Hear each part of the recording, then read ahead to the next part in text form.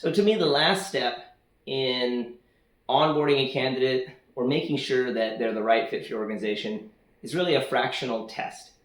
And this, by the way, this isn't even necessarily shilling fraction services. You should do this on your own when you're hiring full-time.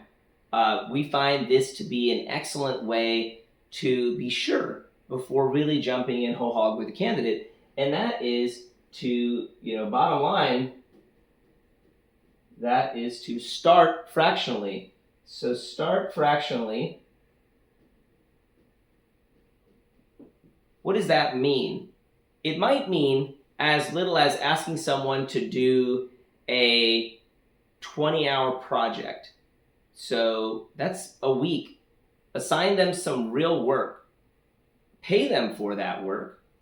And if they succeed, if the results are what you expect or what you want, well, then you've got much more signal now than the interview process.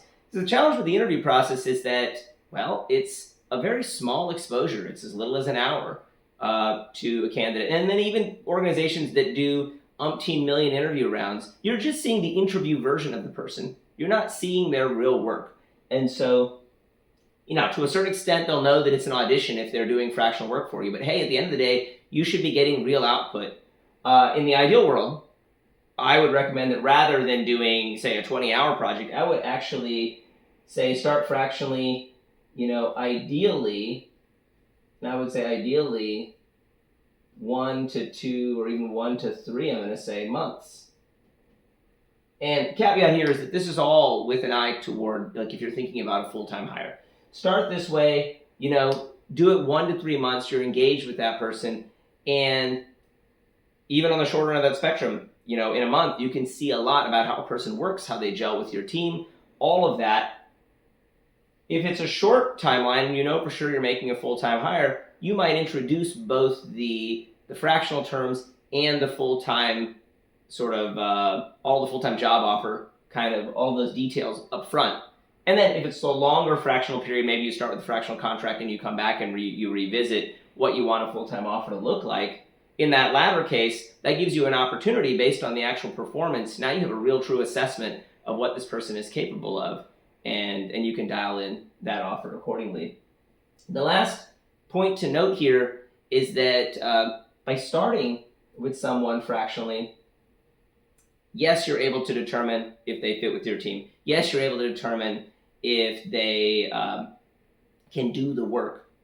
But the last piece is you're able to see if they have the drive. That's something that you can't see in so many other ways. Because when you're fractional, I'll put this out here to make it clear, you advise them, don't quit your job. So now there are going to be cases where there may be conflicts and maybe they can't do this, but in many cases, and increasingly with non-competes, actually essentially banned, if not, if that doesn't hold up in court, they are still substantially weakened in this country. But don't have people quit their job. So now they're working extra hours to work with you.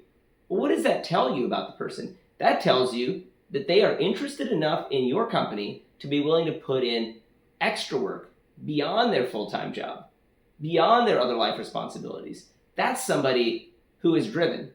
That's somebody who will bring that to the table for you if they come on full-time.